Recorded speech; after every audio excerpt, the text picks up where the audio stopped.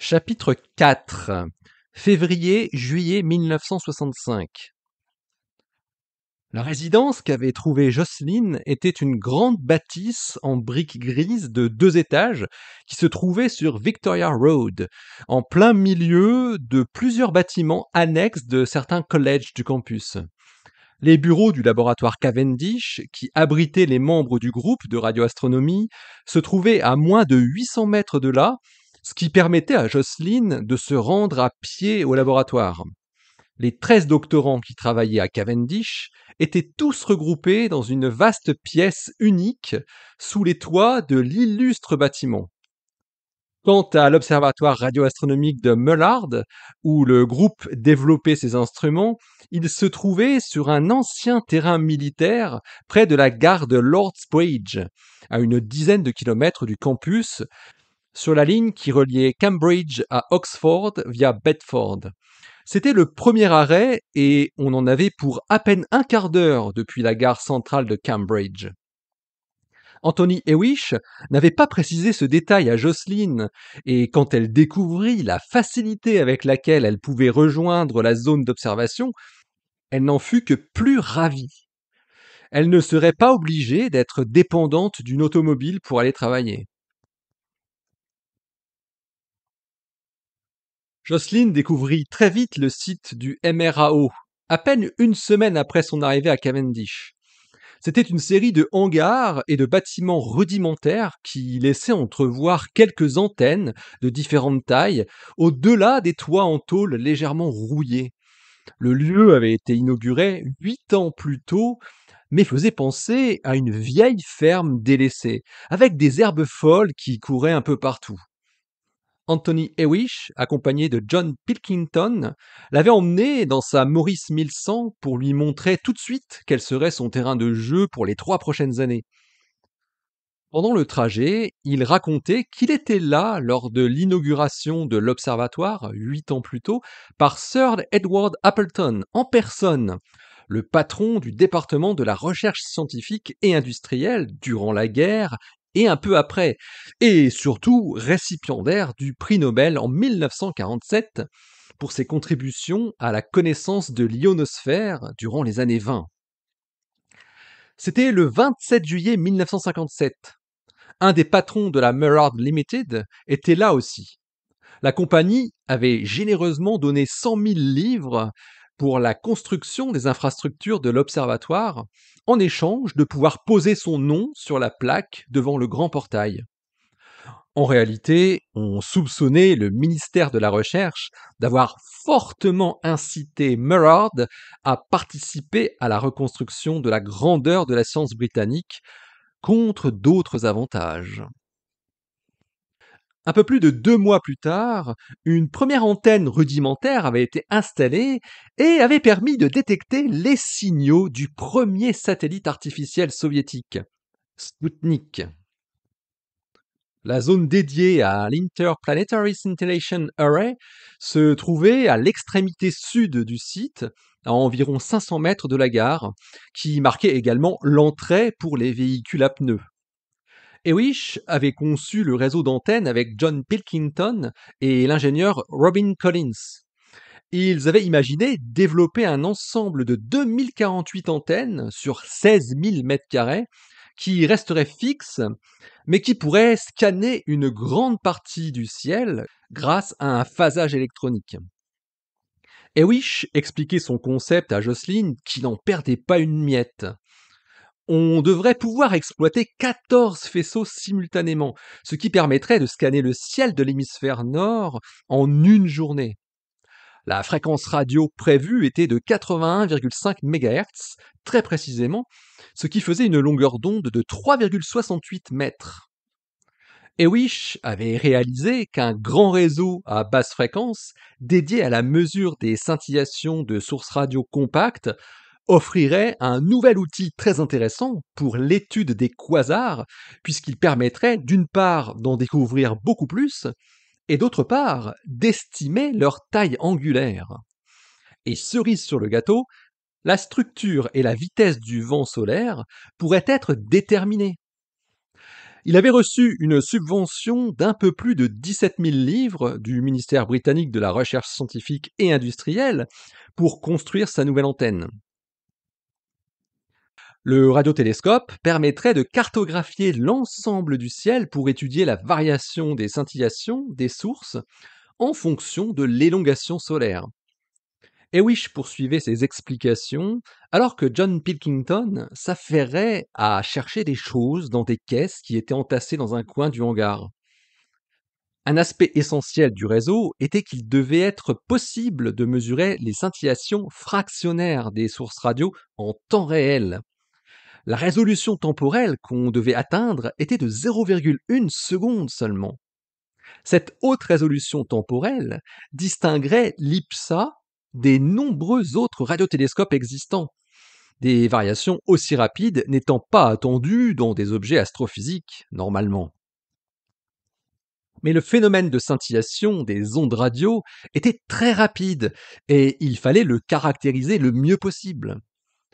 Jocelyn suivait Hewish, qui avait commencé à arpenter le terrain herbeux en parlant. C'était Anthony Hewish qui avait observé pour la première fois le phénomène de scintillation des ondes radio, 14 ans plus tôt, en 1951.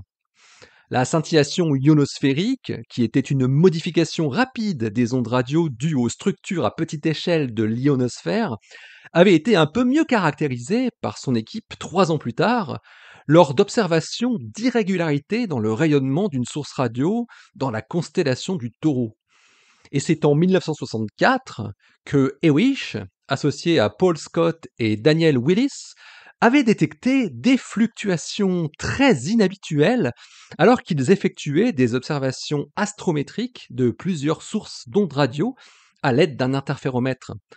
Ils avaient alors émis l'idée que ces fluctuations provenaient d'irrégularités dans la densité du plasma associé au vent solaire. Ils avaient nommé ce phénomène la scintillation interplanétaire. Pour exploiter cette scintillation pour l'étude des quasars, Hewish et Pilkington avaient imaginé un réseau rectangulaire formé de 16 rangées de 128 dipôles chacune. Chaque rangée devait mesurer 470 mètres de longueur dans la direction est-ouest et était séparée de la suivante par moins de 3 mètres pour former une largeur totale de 45 mètres dans la direction nord-sud.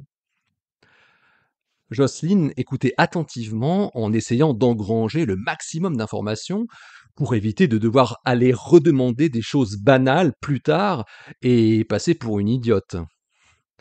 Hewish faisait des grands moulinets avec ses bras devant la prairie qui allait servir de terrain de jeu à Jocelyn et à quelques techniciens. La surface faisait l'équivalent de 57 cours de tennis. C'était vraiment très vaste.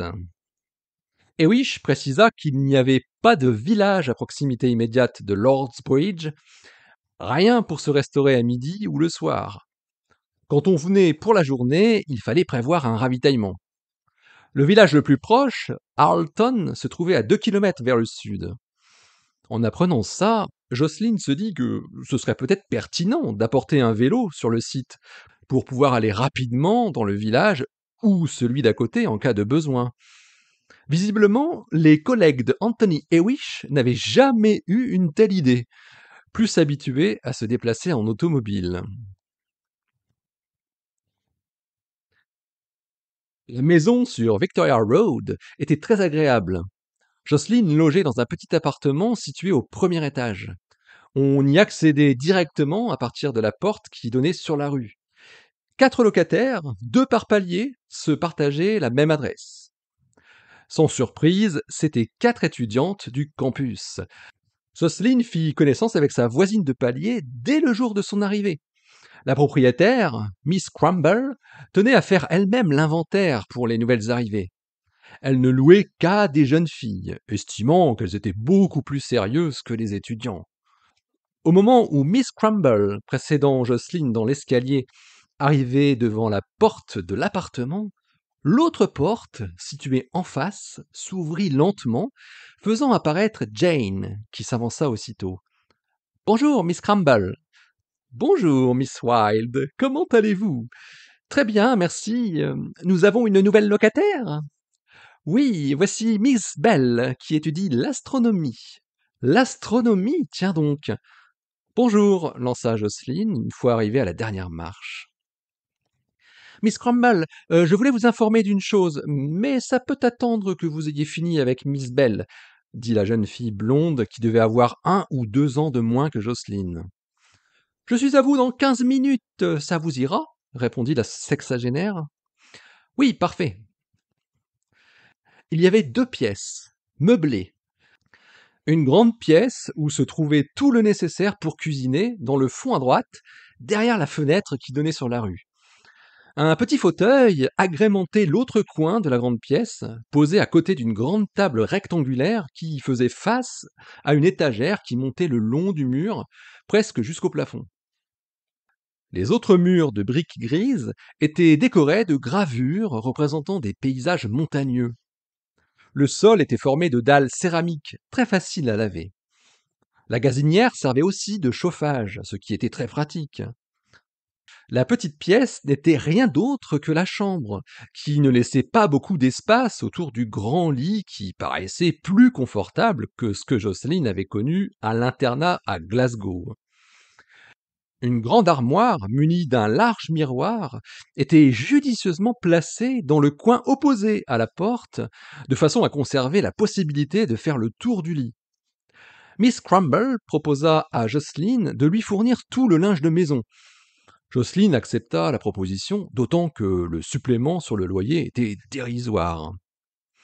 Une dernière porte, sur la droite de la porte d'entrée, cachait une minuscule pièce un peu sombre qui arborait le nécessaire de toilette. Après lui avoir montré quelques détails sur les serrures et les volets, et lui avoir donné les horaires du laitier et les dates des éboueurs, Miss Crumble, dans un geste à la fois solennel et désuet, remit son trousseau de clés à Jocelyne. Il y en avait 2 différentes, dédoublées. La première ouvrait la porte de la maison, et la seconde la porte de l'appartement. Pour la première fois de sa vie, Jocelyne se sentait vraiment chez elle.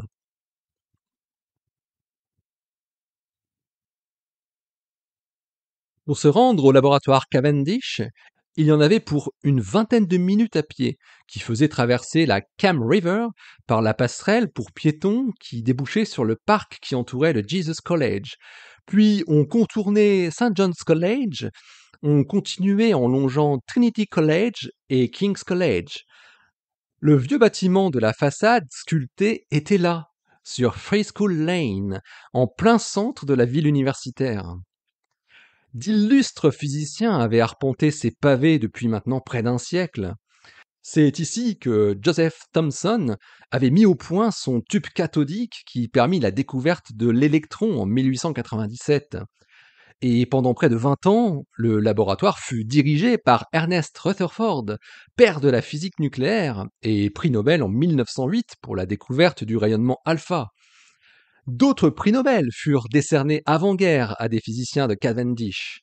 William Bragg en 1915 pour la diffractométrie des rayons X, Francis Aston en 1922 pour l'invention du spectrographe, Charles Wilson en 1927 pour la construction de la première chambre à brouillard permettant de visualiser la trajectoire des particules subatomiques, et James Chadwick en 1935 pour la découverte du neutron, 3 ans plus tôt.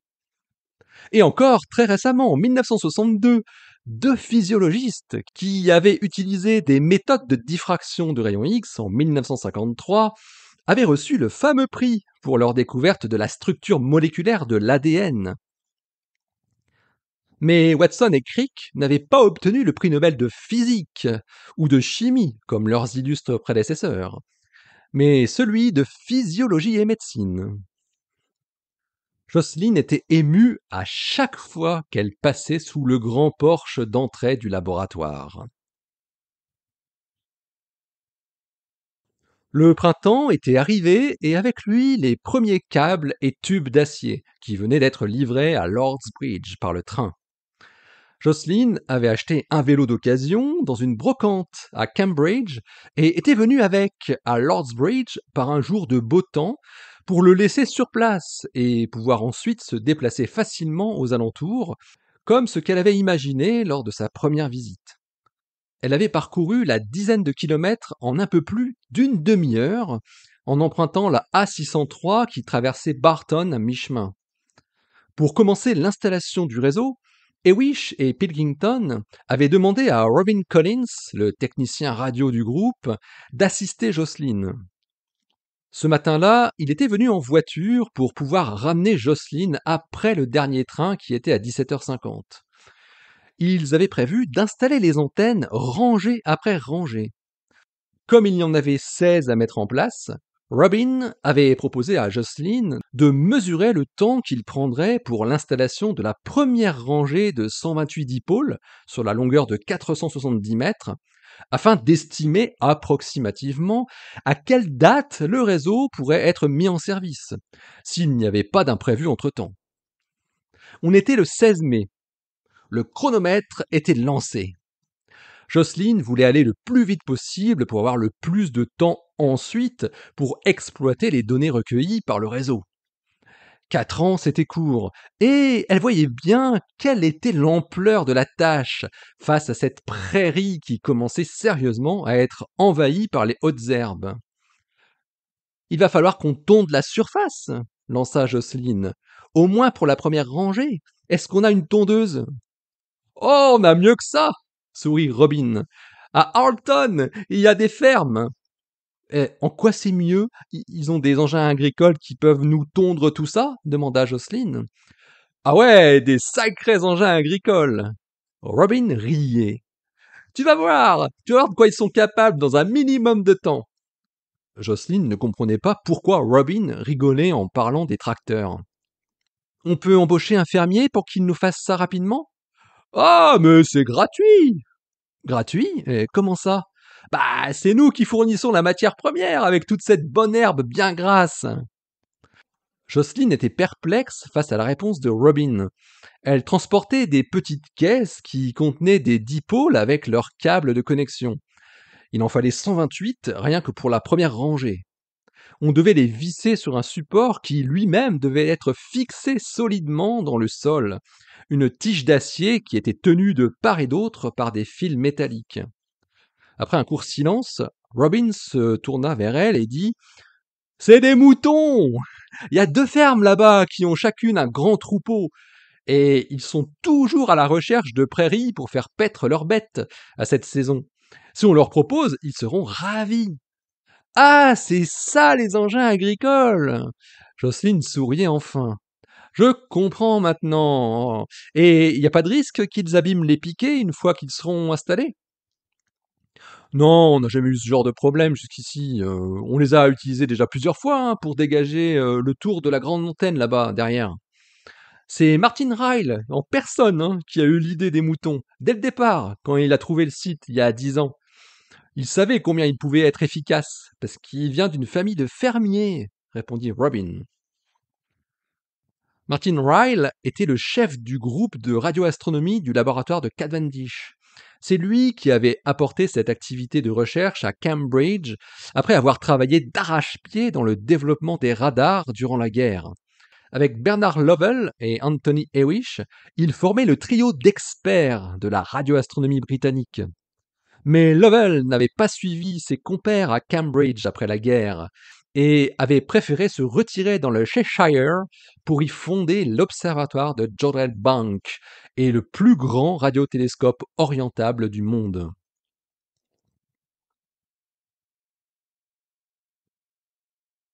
Je sais maintenant à peu près quand est-ce que je vais commencer à vraiment faire de la science. Pourquoi tu n'en fais pas déjà? Demanda Jane. Si, enfin, pas vraiment. Je suis en train de construire l'instrument avec lequel je vais pouvoir faire de la science, en fait. Et c'est très long. Hein, c'est ce qu'on appelle un radiotélescope. Et alors, ça sera quand? Eh bien, on vient de finir le premier morceau. Et on a mis exactement 49 jours. Et on a 16 morceaux identiques à installer.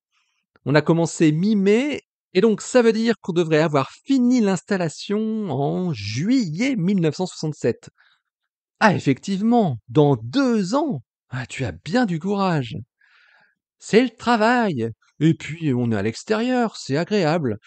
Même quand il pleut ou quand on est au milieu des moutons. Jocelyne avait très vite noué des liens d'amitié avec sa voisine de palier. Elle avait 1 an de moins qu'elle et était étudiante en linguistique. Elle l'avait impressionnée quand elle lui avait prouvé qu'elle parlait 6 langues différentes. Anglais, allemand, espagnol, français, russe et italien. Elles se retrouvaient souvent le soir en semaine ou le samedi lorsqu'elles allaient faire le marché ensemble. Mon fiancé, lui, n'a pas ce genre de problème de durée pour sa thèse. Ah, mais tu ne m'avais pas dit. Ça y est. Félicitations. Il faudra me le présenter. Il fait une thèse dans quel domaine, ce jeune homme demanda Jocelyne. C'est pas très éloigné de ce que tu fais, tu sais. Ah bon? Il est aussi dans l'astronomie, ici à Cambridge, et je le connais? Je ne crois pas que tu le connaisses. En tout cas, lui, il ne te connaît pas, je lui ai demandé. Il travaille à Trinity College avec le professeur Dennis Sciama. Il fait de la physique théorique appliquée au cosmos, d'après ce que j'ai pu comprendre. Bref, il travaille uniquement avec une feuille et un crayon ou avec une craie et un tableau. Il a tout le temps qu'il veut et parfois il travaille encore quand on se voit. Tu vois que ça a des côtés négatifs aussi. Et alors, vous avez déjà prévu une date de mariage demanda Jocelyne. Stephen voudrait qu'on le fasse le plus vite possible, avant la fin de l'été. Il est très pressé, hein. Mais je pense que c'est mieux en septembre. De toute façon, c'est moi qui décide, ajouta Jane en plissant les yeux. Tu as bien raison, répliqua Jocelyne. C'est moi aussi qui déciderai le jour où ça sera mon tour. Ça veut aussi dire que je vais bientôt quitter la maison, avant le mariage, certainement d'ici à la fin du mois d'août. Et je vais déroger un peu à la règle de Miss Crumble. Stephen va venir par moment. Le week-end prochain, tiens, tu pourras le rencontrer et vous aurez même le droit de parler d'astrophysique, même si je n'y comprends pas grand-chose. Ah, ça sera avec plaisir de rencontrer ton futur mari. Oh, ça fait tout bizarre de dire ça, répondit Jocelyne. Ah, moi aussi, ça me fait bizarre, comme le fait de changer de nom. Tu as devant toi la future Mrs. Jane Hawking.